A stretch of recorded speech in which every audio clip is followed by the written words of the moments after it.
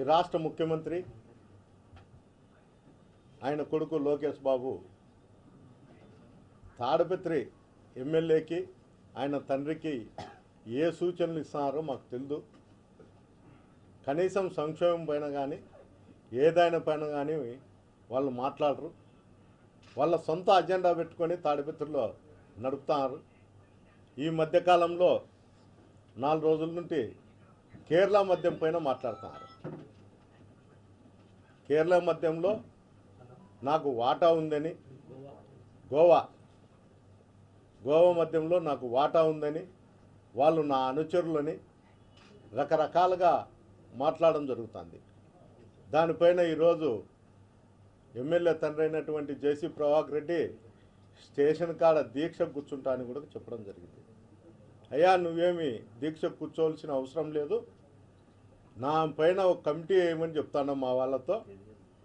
మా వాళ్ళు వేసే కమిటీ ఒకవేళ నువ్వు నచ్చదు, నేను ఈ బుద్ధి చెప్తాడా, నీకు నీ కొడుకు కూడక నువ్వు ఎమ్మెల్యేగా ఉన్నప్పటి నుండి, నువ్వు మున్సిపల్ చైర్మన్గా ఉన్నప్పటి నుండి, నీ కొడుకు ఎమ్మెల్యేగా ఉన్నప్పటి నుండి, నేను ఎమ్మెల్యేగా ఉన్నప్పటి నుండి తాడిపత్రి ప్రాంతంలో రౌడిజం కానీ, మటకా కానీ, గ్యామ్లింగ్ కానీ, వెంగాక్ కానీ, లిక్కర్ పైన 10 రూపాయలు పెంచి తినేదాని విషయంలో కూడా కమిటీ. మా పార్టీ వాళ్ళు ఏం అవసరం లే. నాకు మీ పార్టీలో కొంతమంది అంటే గౌరవం. కాలువ శ్రీనివాసులు అన్నను, పయాలు కేశవును, ఈ జిల్లా ఇన్ఛార్జి మంత్రి అయినటువంటి టీజీ భరత్ను, ఈ జిల్లాకు సంబంధించిన కడప శ్రీనివాసరెడ్డిని, ఇలా నల్లగరిని కమిటీలో వేయించుకో. నేను కూడా అన్నా, నీకు ఒకటే వినపము, మీరు ఈ కమిటీలో ఉండి ఏదన్నా కానీ అక్కడ జరిగే అరాచకాలపైన అన్ని దానిపైన నా మీద కానీ మీ పార్టీకి సంబంధించినటువంటి ఎమ్మెల్యే కుటుంబ సభ్యుల మీద కానీ విచారణ చేయండి. మీరు ఏది విచారణలో ఏది తేలితే దానికి నేను మీ మాట కట్టుబడి ఉంటా.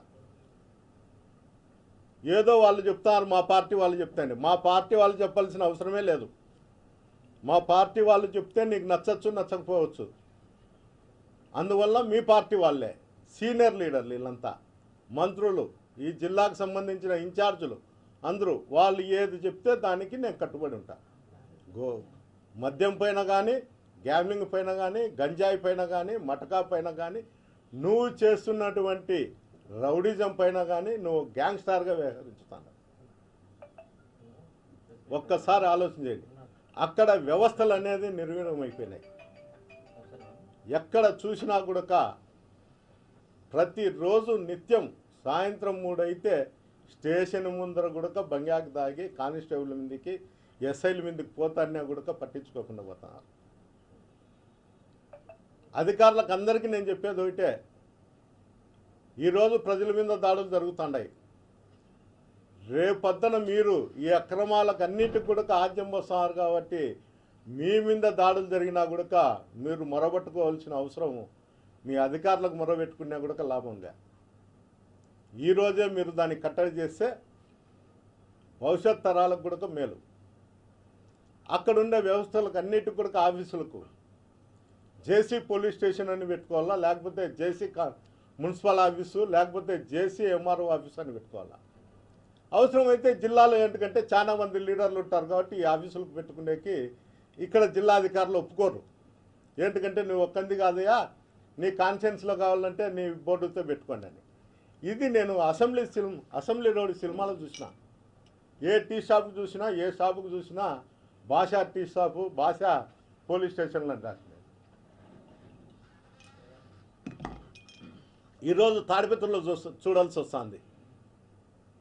నువ్వు చెప్తాంటావు ఇప్పటికీ, ఎవరు నీ ఇంటికి వచ్చినా, మీ పార్టీ సీనియర్ లీడర్లు వచ్చినా, జూనియర్ లీడర్లు వచ్చినా కూడా ఏడుస్తుంటావు, నా ఇంట్లోకి వైఎస్ఆర్సీపీ నాయకులు వచ్చినారని.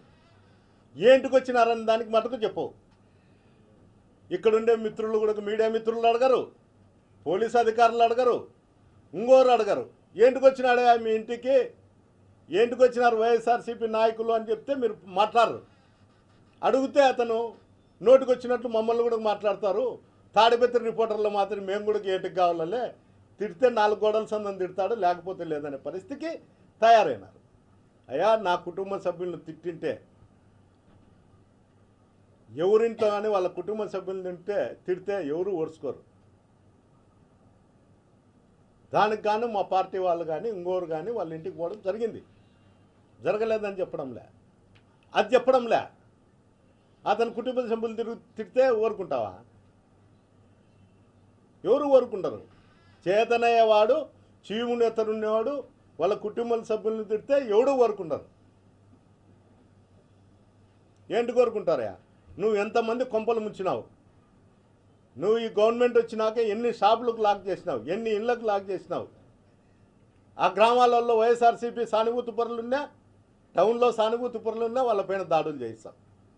ఓ సామాజిక వర్గాన్ని ఒక రౌడీజంగా తయారు చేసి వాళ్ళ మీద దాడులు చేస్తాడు.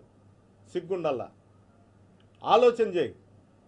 అస్మిత్ రెడ్డి గారు, నీకు ఇంతకుముందు కూడా చెప్పినా, ఇప్పుడు కూడా చెప్తాడా, మీ నాయనకు పురుగు కలిపి ఒక గ్యాంగ్స్టార్గా తయారు చేసి తాడిపత్రి పట్టణం మీద ఇచ్చినాం. వ్యవస్థలు అనేటివి ఉన్నాయి. ట్రాఫిక్ క్లియర్ చేయాల్సిన బాధ్యత మీ నాయనది కాదు. షాపులు ముందర మోటార్ సైకిళ్ళు ఉంటే తీసేసి షాప్ ఓనర్లను తిట్టే బాధ్యత మీ నాయనది కాదు. దానికి ట్రాఫిక్ పోలీసు వాళ్ళు ఉంటారు, లేకపోతే లోకల్ పోలీసుకు చెప్పు. మున్సిపల్ కమిషనర్ తాడిపత్రిలో ఉండాడో లేడో కూడా తెలియదు. అతని ఉద్యోగం కూడా నువ్వే చేస్తాండవు. నీకు ఏం హక్కు ఉందని నువ్వు చేస్తాండవు తాడిపత్రిలో. నీ కొడుకు ఎమ్మెల్యే అయినంత మాత్రాన అవన్నీ నువ్వు భుజస్తంభాల మీద వేసుకొని రౌడీజం చేస్తావా? ఏ విధంగా నువ్వు చేయగలుగుతాండవో ఒకసారి చెప్పు. ఏమన్నంటే 24 మంది నా టార్గెట్, ఈ 24 మందిని నేను అంతం చేస్తా అంటావు. ఈ 24 మంది కూడా ఎస్పీ గారికి అర్జీ ఇవ్వడం జరిగింది. అందరూ కూడా పేపర్ రూపకంగా చెప్పడం జరుగుతుంది. ప్రతి మీడియాలో కూడా ఈ 24 మంది కథ చూస్తారు.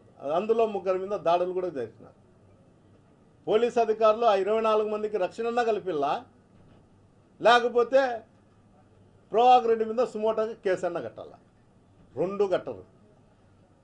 ఎవరన్నా మాట్లాడితే వాళ్ళ మీద దాడి చేస్తారు, కేసు పెట్టనికపోతే మళ్ళీ కౌంటర్ కేసు పెడతామని పోలీస్ అధికారులు భయపడిస్తారు.